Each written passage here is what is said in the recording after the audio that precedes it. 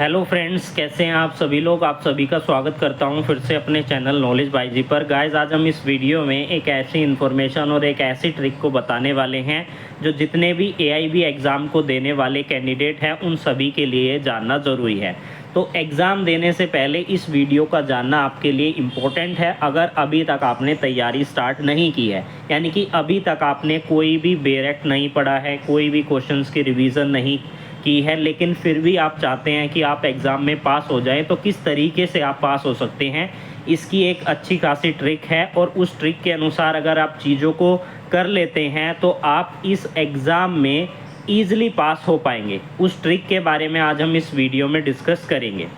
सबसे पहले तो अगर आप नए कैंडिडेट हैं और हमारे इस वीडियो के माध्यम से पहली बार जुड़े हैं तो इस चैनल को सब्सक्राइब कर लीजिए और वीडियो को एंड तक ज़रूर लाइक कर दीजिएगा, क्योंकि इन्फॉर्मेशन काफ़ी इम्पोर्टेंट है और हर एक एआईबी एग्ज़ाम एस्पिरेंट के लिए है जो एग्ज़ाम को देना चाहता है। सबसे पहले तो बात करें, हमारे पास बहुत से बेरेक्ट हैं जिनको हमें रिवाइज़ करना होता है और कुछ समय के अंदर उन्हें रिवाइज़ कर पाना काफ़ी इजी नहीं है, क्योंकि स्टूडेंट प्रैक्टिस करते हैं स्टार्टिंग से ही। जब हमें पता चल जाता है कि इसकी डेट आ गई है, एग्ज़ाम की डेट ये है, और हम अपनी तैयारी करना स्टार्ट कर देते हैं। हम प्रीवियस ईयर क्वेश्चन पेपर्स को रिवाइज़ करते हैं, हम बेरेक्ट के अंदर डीपली उन चीज़ों को पढ़ते हैं, हम एमसीक्यू प्रैक्टिस करते हैं, लेकिन फिर भी हमारा जो 19 से 21 बेरेक्ट का जो पूरी किताब है उनको हम रिवाइज़ नहीं कर पाते, क्योंकि काफ़ी लेंथी हमारे लिए हो जाता है। क्योंकि सारे बेरेक्ट को अच्छे से पढ़ लेना, अच्छे से समझ लेना, हर एक सेक्शन को समझ लेना इम्पॉसिबल तो नहीं है, लेकिन कहने का मतलब है कि आपको काफ़ी समय लग जाता है। और जो अच्छे से तैयारी करता है वो उसे बिना बुक ले जाए भी दे सकता है।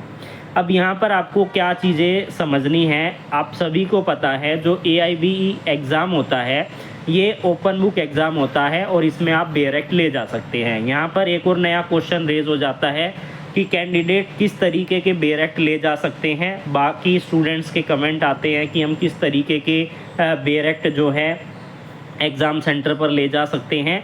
तो आपको विदाउट कमेंट के बेरेक्ट ले जाने हैं, यानी कि जहाँ पर नीचे उसके बारे में सेक्शंस के बाद जो डिस्क्रिप्शन दोबारा से लिखी होती है, कमेंट्स लिखे होते हैं, वो बेरेक्ट एग्ज़ाम सेंटर में जो है अलाउ नहीं होते हैं। लेकिन बहुत से ऐसे एग्ज़ाम सेंटर हैं जहाँ पर जो है टीचर्स अलाउ कर देते हैं, लेकिन वैसे तो अलाउड नहीं है। तो आपको कोशिश करनी है उस तरीके के बेरेक्ट को एग्ज़ाम में लेकर ही नहीं जाना है।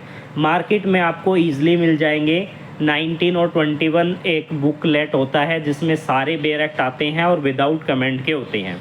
अब बात करें एग्ज़ाम को कैसे हम क्लियर करें, क्योंकि काफ़ी कम समय हमारे पास रह गया है और अभी तक हमने किसी भी बेरेक्ट को नहीं पढ़ा है, किसी भी प्रीवियस ईयर क्वेश्चन पेपर की रिवीजन नहीं की है, कोई भी एमसीक्यू प्रैक्टिस हमने नहीं की है, तो हम कैसे पास करेंगे। ये क्वेश्चन आप सभी कैंडिडेट के मन में आता है, क्योंकि बहुत से ऐसे कैंडिडेट हैं, बहुत से ऐसे अप्लीकेंट हैं जो इस एग्ज़ाम को अप्लाई करते करते और भी कोई काम करते हैं, चाहे वो जॉब कर रहे हैं कहीं पर या वो और चीज़ों को स्टडी कर रहे हैं, तो उसके बाद भी वो इस एग्ज़ाम को देना चाहते हैं। तो उनके लिए ये काफ़ी अच्छा सवाल आ जाता है कि कैसे कम समय में इसको कंप्लीट किया जाए। तो इसको कंप्लीट करने का एक आसान तरीका है, अभी कम ही समय बचा है। सबसे पहले तो आपको क्या करना है, इस एग्ज़ाम के अंदर आपको पास या फेल दो ही चीज़ें होंगी, या तो आप पास हो जाएंगे या फिर फेल हो जाएंगे। कोई नंबर आपको नहीं दिया जाएगा, कोई डिवीज़न आपको नहीं दी जाएगी कि आपकी फर्स्ट डिवीज़न आई है, सेकंड डिवीज़न आई है या आपके इतने मार्क्स आए हैं। ऐसा कुछ नहीं है इस एग्ज़ाम के अंदर, तो इस चीज़ से निश्चित रह जाइए। और आपको क्या करना है, हर एक बेरेक्ट के इंडेक्स को ध्यान से सुनिए, हर एक बेरेक्ट के इंडेक्स को आपको जो है पढ़ना है। उस इंडेक्स में क्या क्या चीज़ें लिखी गई हैं, किस कंसेप्ट के बारे में बताया गया है। हर बेरेक्ट के इंडेक्स में सेक्शंस दी होती हैं। सबसे पहले आपको उस बेरेक्ट को जो है पढ़ना है, क्या इंडेक्स को, पूरे बेरेक्ट को आपको नहीं पढ़ना है, उस इंडेक्स को पढ़ना है। या आपको कोई इंडेक्स में लिखी हुई लाइन समझ में नहीं आ रही है तो आप अंदर जाइए उस सेक्शन के अंदर और उसमें जो मेन बात लिखी है कि किस बारे में ये सेक्शन बात कर रहा है, केवल उसको आपको समझना है। अगर आपको ये चीज़ें याद रहती हैं तो आप ईज़िली इस एग्ज़ाम को क्लियर कर पाएंगे। यहाँ पर जो केस लॉ से रिलेटेड क्वेश्चंस हैं वो तो आपको प्रीवियस ईयर क्वेश्चन पेपर से आप रिवाइज़ कर सकते हैं। इसके अलावा कोई लेटेस्ट केस जो चल रहा है वो पूछ लिया जा सकता है।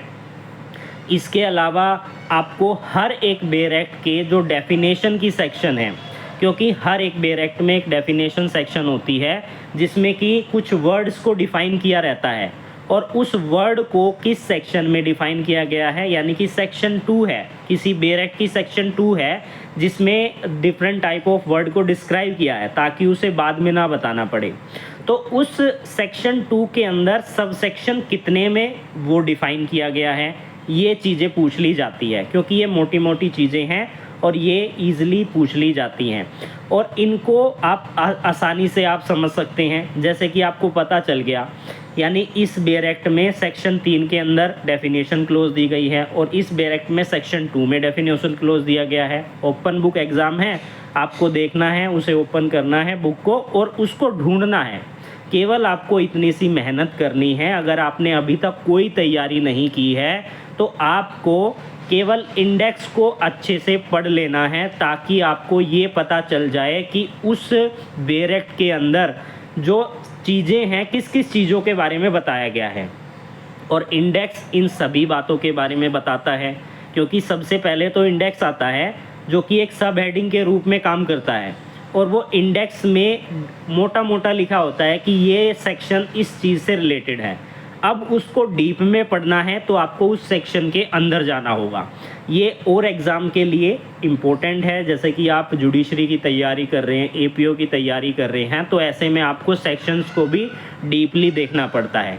लेकिन यहाँ पर आप अगर पास होना चाहते हैं तो हर एक बेयर एक्ट के इंडेक्स को 2 से 3 बार आपको पढ़ लेना है।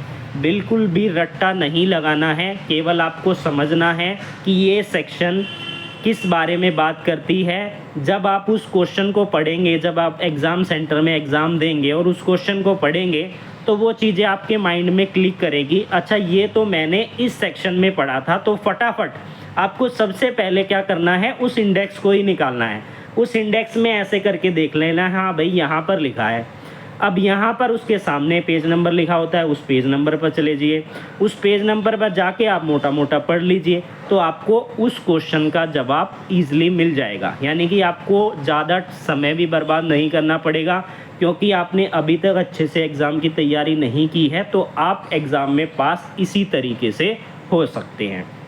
तो यही इन्फॉर्मेशन थी जो मैंने इस वीडियो में आप सभी कैंडिडेट को देनी थी। इस वीडियो को ज़्यादा से ज़्यादा शेयर कीजिएगा ताकि हर एक कैंडिडेट के पास, हर एक एप्लीकेंट के पास जो जिसने AIB एग्ज़ाम भरा है उन सभी के पास चली जाए, ताकि वो भी इस ट्रिक को जानकर अपने एग्ज़ाम को अच्छे से क्लियर कर पाए। तो फिर मिलेंगे नई वीडियो के साथ, तब तक के लिए जुड़े रहिए हमारे साथ।